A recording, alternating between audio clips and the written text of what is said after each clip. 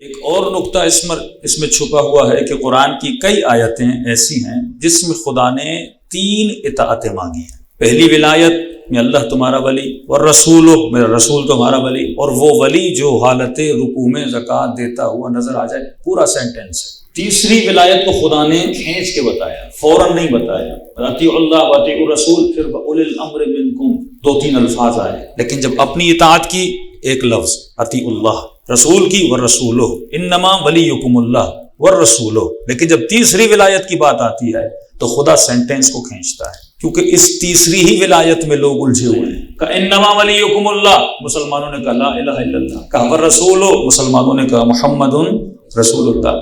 اب اگر یہاں تک آیت رک جاتی تو ہمارا کلمہ بھی رک جاتا، ہماری اذانیں بھی رک جاتی، لیکن آیت رکی نہیں، کہ اور وہ تمہارا ولی ہے جو حالت رکوع میں زکوٰۃ دیتا ہوا نظر آ جائے۔ اسی طرح 3 اطاعتیں، اللہ کی اطاعت کر، میرے رسول کی اطاعت کر، اور اس کی اطاعت کر وَأُولِي الْأَمْرِ مِنْكُمْ۔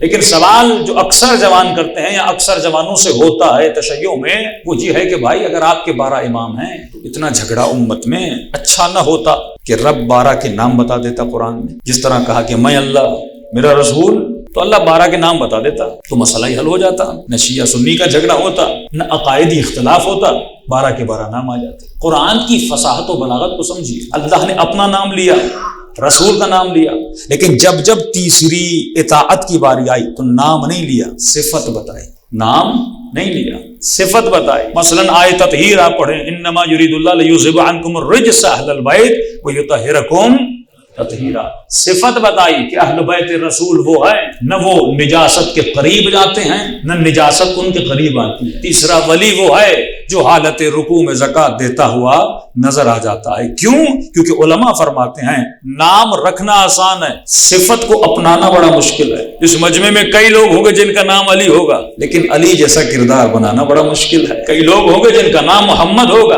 لیکن محمد جیسا بننا بڑا مشکل ہے۔ کئی لوگ ہوں گے جن کا نام سخی ماں باپ نے رکھا، لیکن سخی بننا بڑا مشکل ہے۔ کئی لوگ ہیں جن کا نام شیر علی ہوتا ہے، لیکن نام شیر رکھنے سے کوئی شیر نہیں بنتا، نام اسد رکھنے سے کوئی اسد نہیں بنتا۔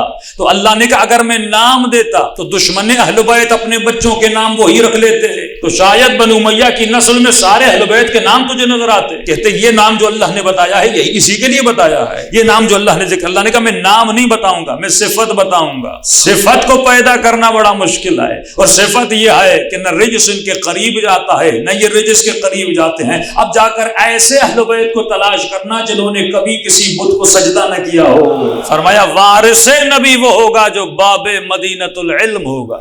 اب علی کا نام رکھ لینا آسان ہے، لیکن علی جیسا سلونی والا دعویٰ کرنا تو بڑا مشکل ہے نا۔ صفت کو پیدا کرنا بڑا مشکل ہے، کتنی بھی دنیا کوشش کر لے لیکن علم امامت کو اپنے پاس تو نہیں رکھ سکتی نا۔ کتنی بھی دنیا نام رکھ لے لیکن امیر المؤمنین جیسا علم تو کسی کے وجود میں نہیں آ سکتا نا، زہد تو کسی کے وجود میں نہیں آ سکتا نا۔ تو اللہ نے کہا میں صفت بتاؤں گا، تم صفات سے پہچاننا کہ اہل بیت رسول کون ہے۔ حسین اپنی صفات بتا کر گئے کہ یہ الہی کردار ہے، اور یزید اپنی صفات بتا کر گیا کہ یہ شیطانی کردار ہے۔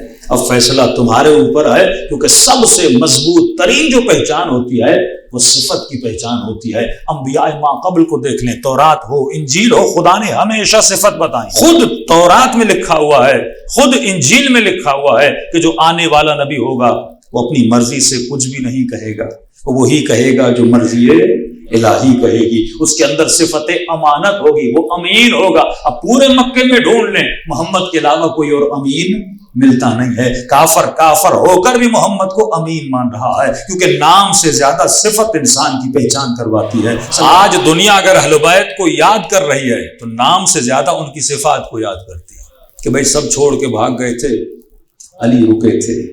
تو یہ رکنا صفت ہے، بھاگنا صفت ہے، شہادت کا جذبہ یہ صفت ہے، شجاعت کا جذبہ یہ صفت ہے، سخاوت کا جذبہ یہ صفت ہے، کہ کسی کے سینے پہ سوار ہوتے ہیں اور وہ ملعون مولا کے چہرے پہ لعاب دہن پھینک دیتا ہے اور علی کھڑے ہو جاتے ہیں۔ یہ کیا ہے؟ یہ صفت ہے۔ صبر صفت ہے، کمال صفت ہے، سخاوت صفت ہے۔ تو فرمایا جا کر دیکھنا اگر کوئی تجھے مظہر صفات خدا نظر آ جائے، اور انسان صفت کو پسند کرتا ہے۔ فرمایا اے انسان تو مجموعہ ہے کس کا؟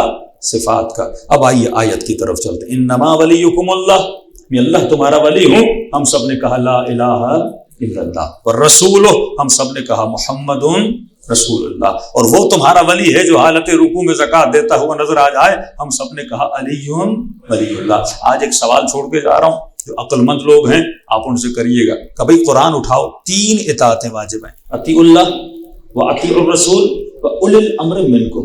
अल्लाह की इताअत करो, सारे मुसलमानों को पता है अल्लाह की इताअत वाजिब है।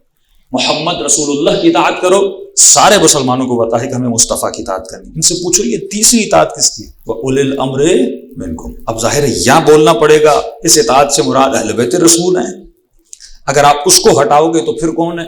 तो जवाब ये दिया कि उलिल अम्र मिनकुम, तमाम तर मुफस्सिरीन ने जो हमारे मुसलमानों के, उलिल अम्र मिनकुम से मुराद यह है कि जो तुम्हारे वक्त का हाकिम हो उसकी इताअत करो। इसका मतलब ये कि इस वक्त पाकिस्तान में हम सब पर इमरान खान की इताअत वाजिब है। इताअत मिलाई हुई अल्लाह ने, अल्लाह की इताअत, रसूल की इताअत और उलिल अम्र की इताअत। भाई कोई तो मुशाबहत होनी चाहिए ना तीनों इताअतों में। अल्लाह तीसरी इताअत को अपने साथ रख रहा है, अल्लाह तीसरी विलायत को, अल्लाह तुम्हारा वली, रसूल तुम्हारा वली और वो वली जो हालत रुकू में ज़कात देता है, तीनों विलायतों को साथ रख रहा है। ये मनकुन तो मौला तो नहीं है कि तुम दोस्त बना दो, दोस्त बना दो, चलो अच्छी बात है आपने दोस्त बना दिया, लेकिन यहां तो इताअत करनी है। दोस्त की इताअत तो वाजिब नहीं होती, लेकिन अल्लाह की इताअत वाजिब होती। अन्नबिय्यु औला बिअनफुसिकुम, इताअत से मुराद क्या है?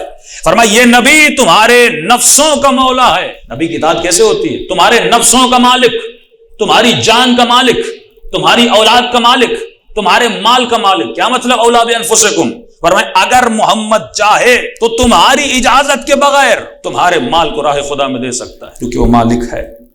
वो चाहे तो तुम्हारी इजाजत के बगैर तुम्हारी बीवी को तलाक दे सकता है, क्योंकि वो तुम्हारे जान और माल और नामूस का क्या है? मालिक है।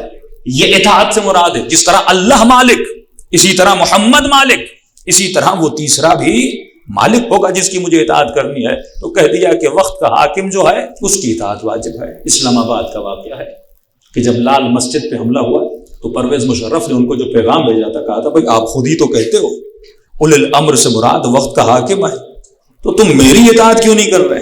कोई पैमाना तो होगा। अब जब कुरान की तफसीर अगर कोई गलत दरवाजे पे चला जाए तो खुद मुसलमान फंस जाता है। तो अल्लाह ने 3 विलायतें इंसान पर वाजिब की, 3 इताअतें वाजिब की। अल्लाह की इताअत हमने कहा ला इलाहा इल्लल्लाह, रसूल की इताअत हम सब ने कहा मुहम्मदुन रसूलुल्लाह, तीसरी इताअत वो जो हालत रुकू में ज़कात देता हुआ नजर आ जाए, हम सब ने कहा अलीयुन वलीउल्लाह। बड़ी बारीकियां हैं, सिर्फ कुरान की एक आयत को ले लें आप पूरी कायनात को हिदायत दे सकते हैं, लेकिन इंसान की अक्ल को झिझोड़ा जाए।